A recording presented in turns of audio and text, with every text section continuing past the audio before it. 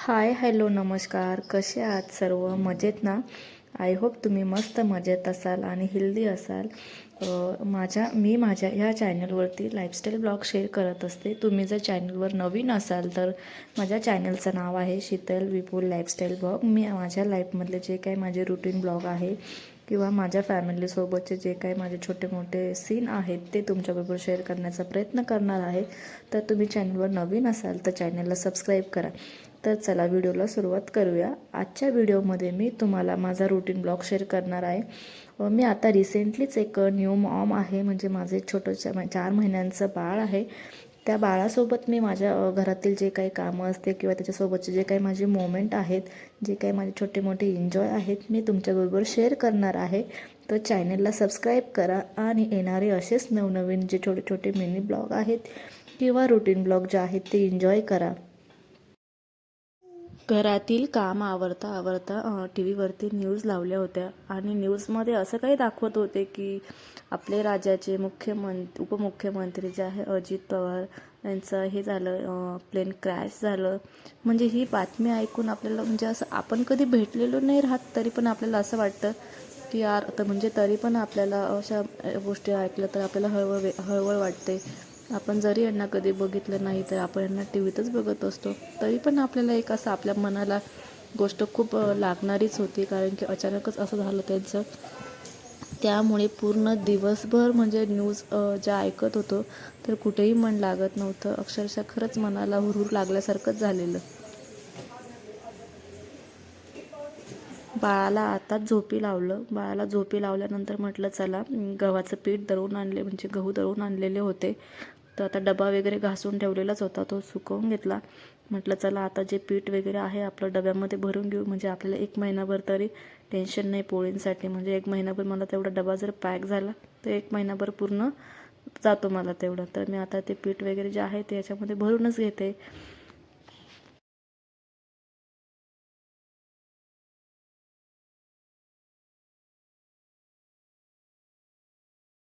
नाही नाही म्हणता असं वाटतं आपल्याला काहीच कामं नाही, पण घरामध्ये खूप कामं असतात. तर म्हणजे आता माझं तर पीठ वगैरे भरून झालं. कालच माझं फिल्टर खराब झालेलं, तर त्या फिल्टरची पण मी सर्व्हिसिंग वगैरे करून घेतली. अचानकच काय फॉल्ट झाला, त्याचं ॲडॅप्टर गेलेलं, त्यामुळे ते पण चेंज करून घेतलं आणि लगेच मी सर्व्हिसिंग पण करून घेतली. तर आता पूर्ण स्वयंपाक वगैरे माझं आवरलंच होतं, कारण की सकाळी त्यांना टिफिन बनवते त्याच वेळेस मी मला जेवण बनवून घेते. कारण की आम्ही घरामध्ये 3च मेंबर आहोत, माझं बेबी आणि आम्ही दोघं.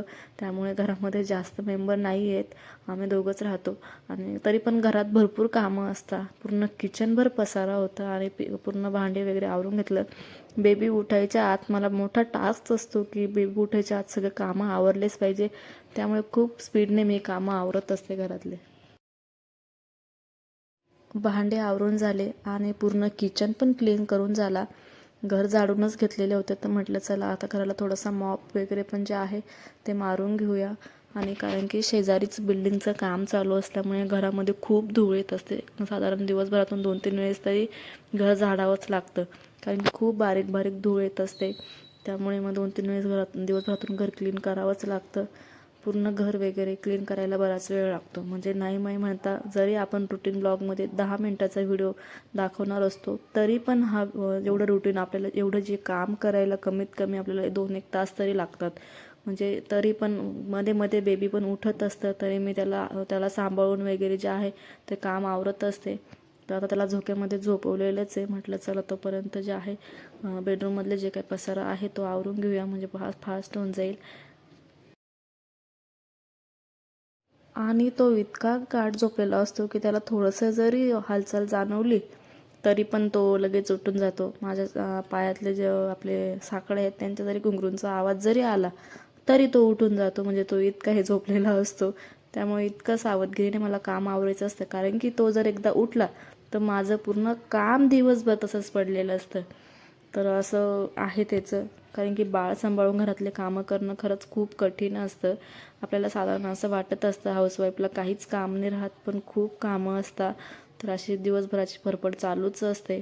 तर आता घर वगैरे झाडूनच झालेलं होतं. म्हटलं चला आता थोडासा मॉप वगैरे मारून घेऊया, म्हणजे काम फास्ट आवरून जाईल. एकदा घराला मॉप मारला मग काही टेन्शन नाही.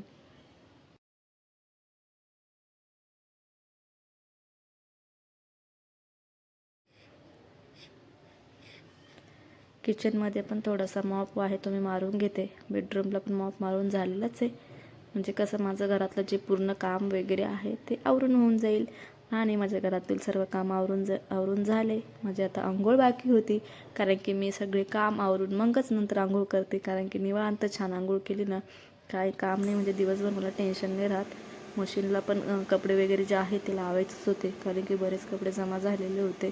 तर म्हटलं चला मशीनला पण जे आहेत कपडे वगैरे लावून देऊ. त्यानंतर जे आता आहे मी पहिले आंघोळ करून येते आणि मग त्याच्यामध्ये छान मशीनला कपडे वगैरे लावून देते. म्हणजे असं आहे पूर्ण काम जे आहे घरातलं ते संपून जाईल. म्हणजे पूर्ण एकदा घरातलं काम संपलं म्हणजे कसं एकदम निवांत टाईम असतो. म्हणजे आपल्याला जे करायचं ते आपण ते करू शकतो. म्हणजे थोडासा ब्रेक घेऊ शकतो, आराम करू शकतो. आणि माझं छोटंसं बाळ आहे ते पण त्याच्याबरोबर मला टाईम स्पेंड करता येतो.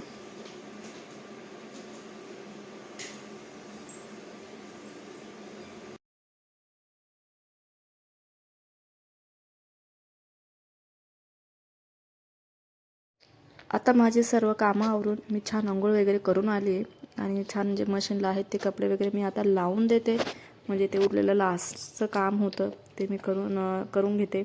मशीन लावून दिलं. म्हटलं चला आता आपला आहे मी टाईम सेल्फ पॅम्परिंग. म्हटलं चला आता रोजचा जो आहे डेलीची तयारी, मेकअप थोडासा टचअप करूया छान, म्हणजे कसं फ्रेश वाटेल.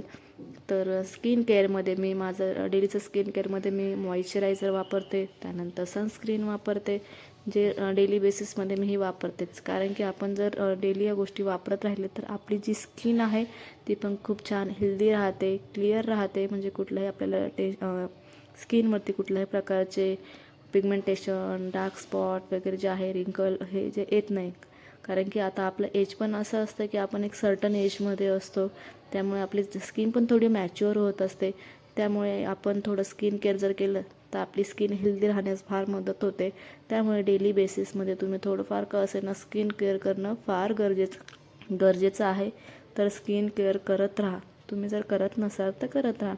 आणि डेली बेसिसच्या मेकअपमध्ये मी यामध्ये जे आहे आपली BB क्रीम वापरते आणि टचअपसाठी थोडं कॉम्पॅक्ट वापरते.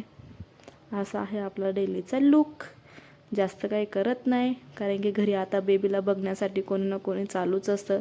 त्यामुळे थोडंसं आपण पण वेल प्रेझेंट असलं तर छान वाटतं.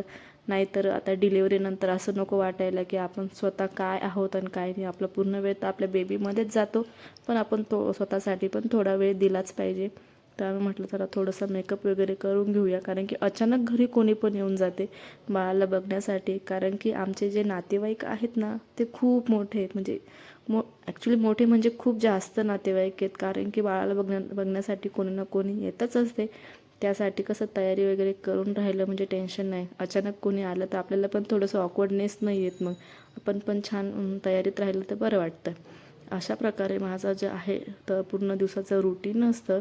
आता इथे मी छान आता सध्या केस कट केले आहेत, कारण की आफ्टर डिलिव्हरीनंतर माझे जे केस आहेत ते फार गळत होते. तर मग मी म्हटलं थोडेसे कट करूया. तुम्ही बघू शकता मी केस कट करून टाकलेले आहेत. आणि आता संध्याकाळ झाली ऑलमोस्ट, म्हणजे संध्याकाळच्या स्वयंपाकाचं तयारी सुरू झाली. तर आजच्या जेवणासाठी बनवणारे पोळ्या आणि भाजीमध्ये कढी बनवण्याचा प्लॅन चालू आहे. तर आत्ताही बेबी झोपलेलंच आहे, कारण की बेबी झोपली तर म्हटलं चला अर्ध्या तासामध्ये जे आपलं संध्याकाळचं स्वयंपाक आहे तो आवरूया. तर मी आता इथे पोळ्या बनवण्यासाठी कणिक वगैरे मळून घेते आहे.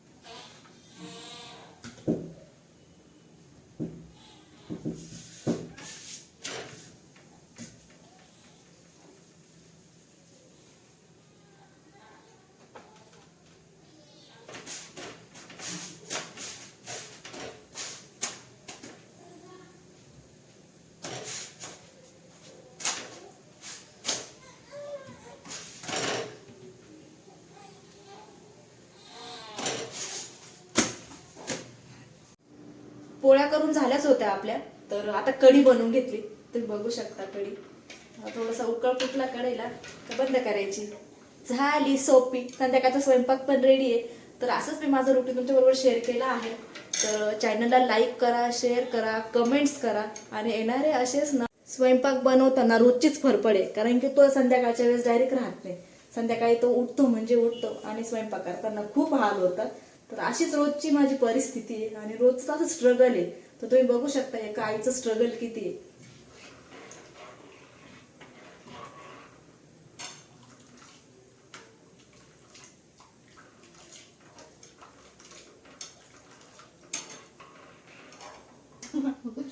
का ग माझ्या माऊला.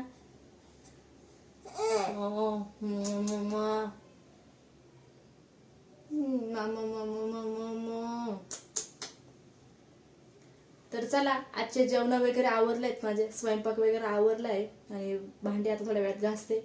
तर भेटू अशा पुढच्या ब्लॉग सोबत.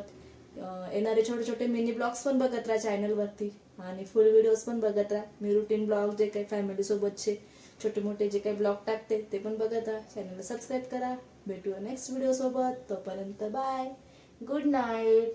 गुड नाईट बाबू. गुड नाईट कर. Good night. Bye bye.